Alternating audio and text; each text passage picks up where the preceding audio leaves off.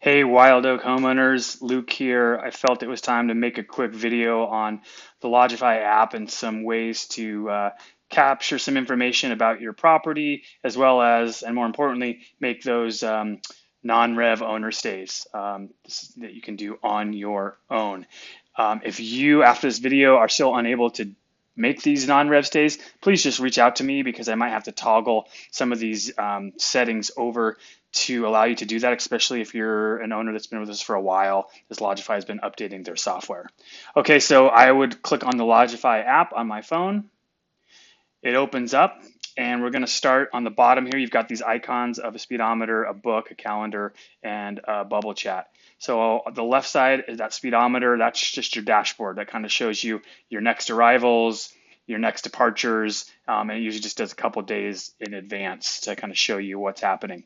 Um, Moving to the right down here at the bottom, we've got the book for bookings. This just shows kind of booking and booking activity. I've got some declined bookings here as I was testing out this fake owner account I made for myself to make this video. But you'll see, the status of the bookings declined. Red is booked. Open means they've made an inquiry. They've reached out to us. We've probably responded to them. If you're curious about that, you open up that booking. You can see we've got some chats going on here on the bubbles with the two. I can open that up and say, I can look and see what the conversation was. So some owners get concerned that these open bookings aren't being converted into actual bookings. Rest assured, those are just in the works, and hopefully we will convert them. But that right now is just a status of inquiry that hopefully will convert. You can also see the little icon below the name, Airbnb or Verbo, or the little Lodgify icon, meaning that's what platform they booked on. You can open these bookings and you'll see a snapshot, number of people, date in, date out, source of booking. You can kind of see a breakdown of the revenue and fees they paid, etc. And this is a good place just to kind of get an idea of how bookings are looking in regards to specific bookings. Do be careful here because we don't want you to accidentally decline or cancel a booking. So just kind of use this to kind of get general information on an actual booking. Moving over on back at the bottom, we'll go to the right, we'll go to calendar. And if you do have multiple properties listed with us, the multi-view will show those here. For this fake account I made, I just have this one property. For most of you, this is what the multi-view will look like, and that's just you're going to scroll, horizontally throughout a calendar. Single is going to be a much easier place to navigate, and you can see here today's highlighted in green. I can scroll down through as far in the future as I have this place open and see what kind of activity I have. Similar to the booking section, you can click on a booking. So, we're back at this Catherine Wiggins booking. Again, it gives me a quick snapshot. If I want to get more information, I just open reservation, and that takes me to the same screen that the bookings page did when I clicked on a reservation.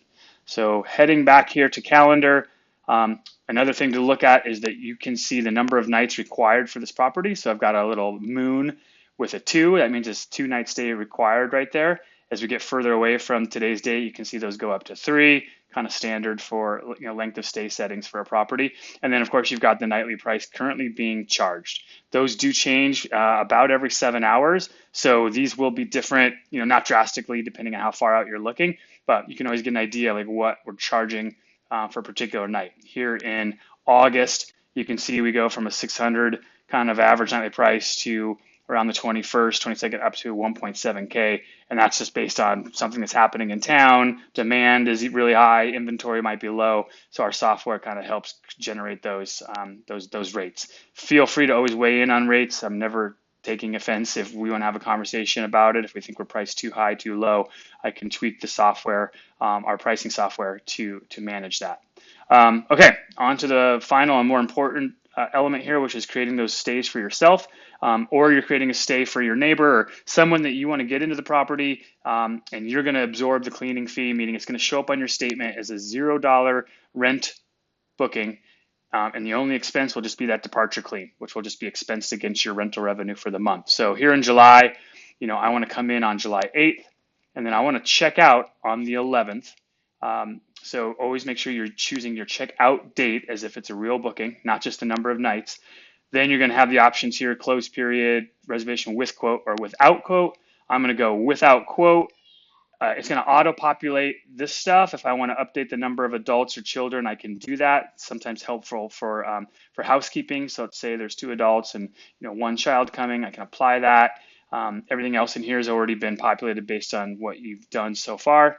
So I go back and then guest info, and this is where your homework comes in. Please, for the first name, we're just going to do an all cap owner stay, and then last name, we want your name.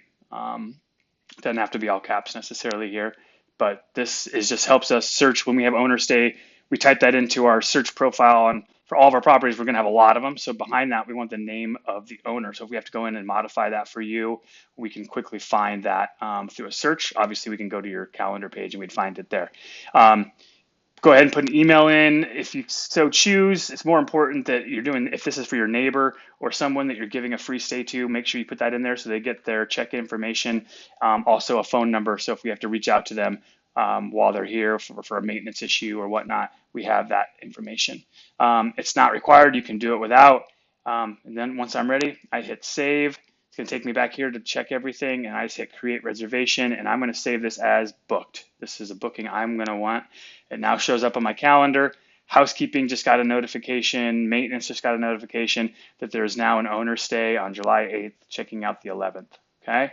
All of a sudden, I changed my mind. We're not coming anymore. Luke, get to work. Try to make us some money for those dates. You're going to go ahead and just open up that booking. You're going to open up reservation, and up here in the top, it's where it's booked. You're going to go to set as declined. It's going to try to send an email to let that person know. If you put an email in, great. If not, just go back. Doesn't matter. You can say confirm. And so now that shows up as declined. And when you go to your calendar, oh, it's still there. Well, just go to the top right, hit that refresh button.